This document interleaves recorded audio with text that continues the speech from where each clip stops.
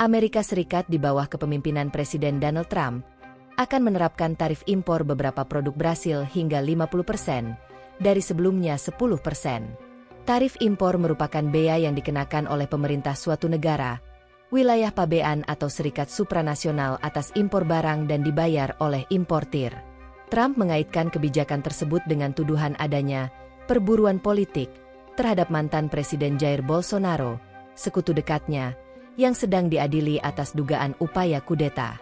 Untuk menanggapi tarif impor yang tinggi, pemerintah Brasil memutuskan untuk menunda rencana balasan, yakni menerapkan tarif yang juga tinggi terhadap produk dari AS. Awalnya, Presiden Luiz Inácio Lula da Silva menyatakan akan merespons tarif impor AS dengan memanfaatkan Undang-Undang Resiprositas Ekonomi yang memberi dasar hukum bagi tindakan balasan terhadap sanksi dagang. Namun, rencana tersebut kini dialihkan. Lula justru tengah menyusun paket bantuan untuk melindungi sektor industri Brasil yang paling terdampak. Paket bantuan tersebut diantaranya fasilitas kredit publik, pembiayaan ekspor dan asuransi ekspor, dikutip dari Reuters, Selasa, 5 Agustus 2025. Kami tidak pernah menggunakan kata retaliasi untuk menggambarkan langkah yang akan diambil pemerintah Brasil. Langkah ini untuk melindungi kedaulatan, industri, agribisnis dan pertanian kami, ucap Menteri Keuangan Fernando Haddad, masih dari sumber yang sama. Sejumlah sektor strategis Brasil, seperti penerbangan, energi dan pertambangan, mendapat pengecualian tarif dari AS setelah adanya lobi dan diplomasi, termasuk dari perusahaan-perusahaan AS yang berkepentingan.